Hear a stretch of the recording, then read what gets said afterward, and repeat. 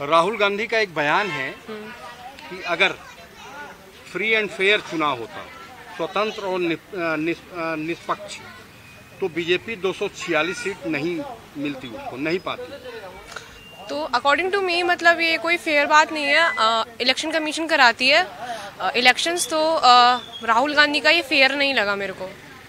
तो बयान को क्या मानती हैं? मेरे अकॉर्डिंग सही नहीं है, गलत बोल रहे हैं। राहुल गांधी ने एक बयान दिया है कि ग्लोबल प्रोडक्शन पे चीन का कब्जा है, और अगर भारत में मैन्युफैक्चरिंग सेक्टर नहीं सुधरा तो असामाजिक, मतलब जो सोशल डिफरेंसेस हैं वो आ जाएंगे।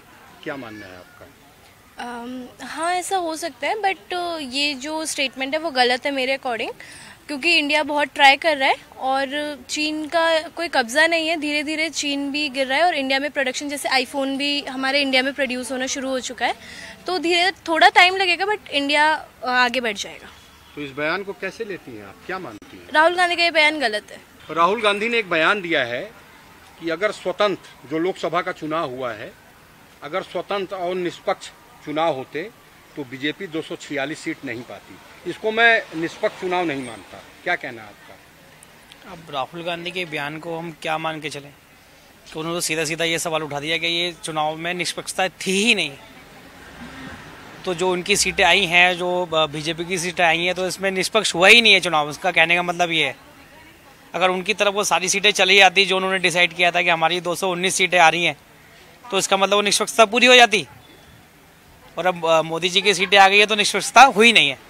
तो उनके बयान का कोई मोल भाव नहीं है, इसमें कोई वो नहीं है, कोई शंका नहीं है। सारा निष्पक्षता के साथ चुनाव हुआ है और मोदी जी हमेशा जीते हैं, वो जीतते आएंगे।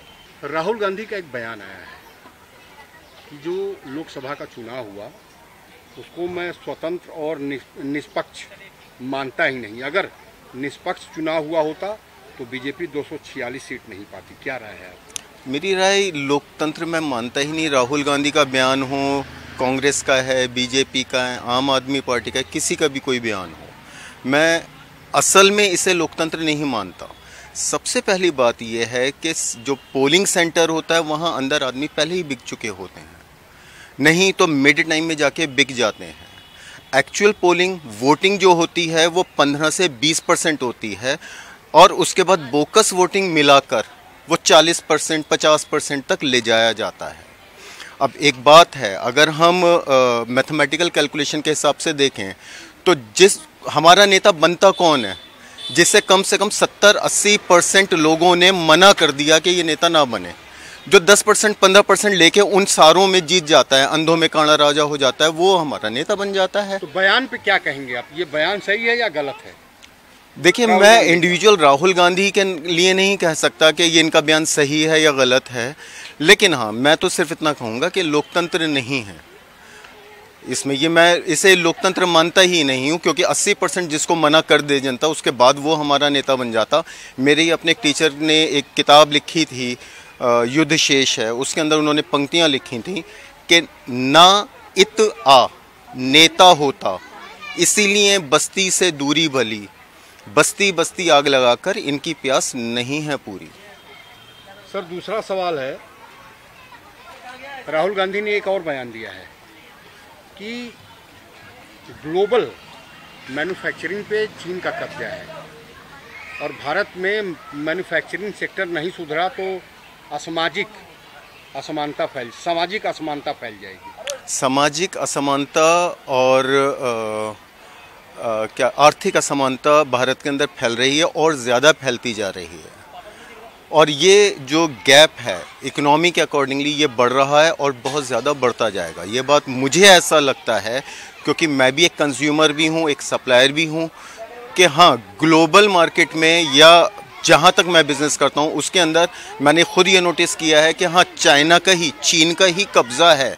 वहाँ से जो क्वांटिटी में माल बनकर आता है और यूज़ एंड थ्रो वाला मामला वो वहाँ पर है। जब क्वांटिटी में आता है तो हमारे जो हाथ का या हमारे देश की जो चीज़ें वो महंगी पड़ती है उनके आगे। लेकिन भारत में भी मैन्युफैक्चरिंग सेक्टर बहुत तेज़ी से बढ़ा है। चाहे कोई चीज़ ले लीजिए, आईफोन ले लीजिए, अपने चाहे रक्षा के जो इंस्ट्रूमेंट हैं उनको ले लीजिए, आत्मनिर्भर हुआ है, तो क्या आप राहुल गांधी के आत्मनिर्भर रक्षा क्षेत्र में आपने कहा, आप मुझे बताएंगे राफेल आया है हिंदुस्तान में, ख़रीदा गया है राफेल का कोई प्रैक्टिस कराई गई या सिर्फ वो हवाई जहाज़ उड़ाने के लिए हैं?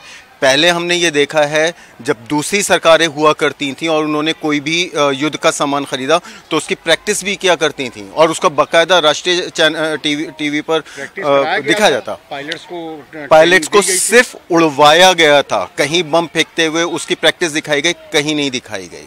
और जब आपका रक्षा क्षेत्र अच्छा इम्प्रूव कर रहा है और आप दूसरों को अपना हथियार बेच रहे हैं तो आपको ख़रीदने की ज़रूरत क्या है?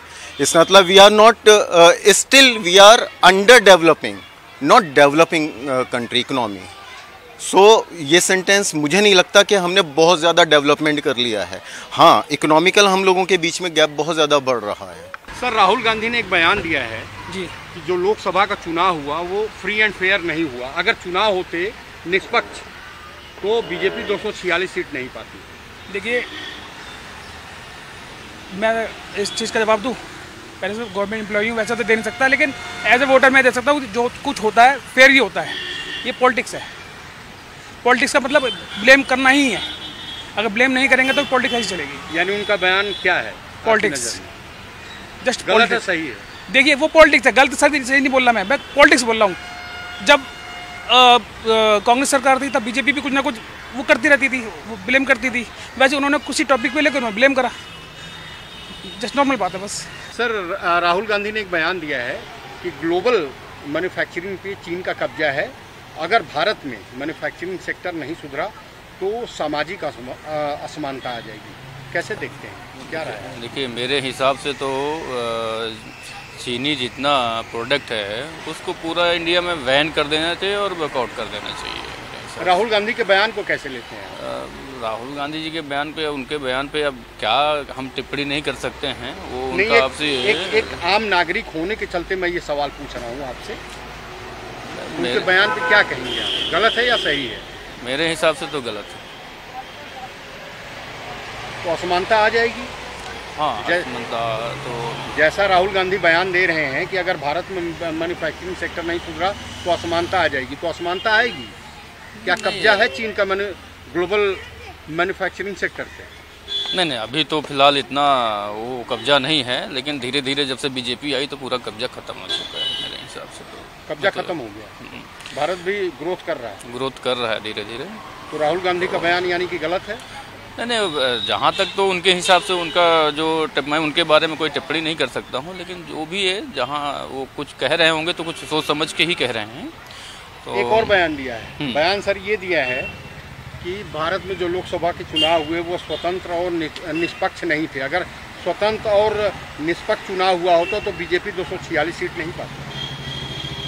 हाँ, ये तो है, वो तो बिल्कुल जो है, अगर निष्पक्ष हुआ होता तो 246 सीटें नहीं आती। ये तो सारी चीज़ें जो है अब जनता डिपेंड करती है कि कितना क्या होता है। यानी सवाल तो फिर इलेक्शन कमीशन पे है, चुनाव तो वही कराती है। इसका मतलब कि स्वतंत्र चुनाव नहीं हुआ, जो राहुल गांधी का बयान है। नहीं, स्वतंत्र चुनाव है और सब वो जनता चुनती है, कितना क्या करना है वो जनता का काम है। यानी कि आपका मानना है कि राहुल गांधी का जो बयान है चुनाव पे वो पूरी तरीके से उससे आप सहमत नहीं हैं? इसके बारे में देखिए, मुझे ज़्यादा नॉलेज नहीं है, लेकिन मेरे हिसाब से तो देखिए ये चुनाव आयोग है अपना जो है, जब जनता अपने आप चुनाव का टाइम आता है, जनता अपने हिसाब से डालती है, वोटिंग करती है और उसमें हम कुछ नहीं कर सकते। मतलब चुनाव स्वतंत्र है, बिल्कुल निष्पक्ष, बिल्कुल निष्पक्ष।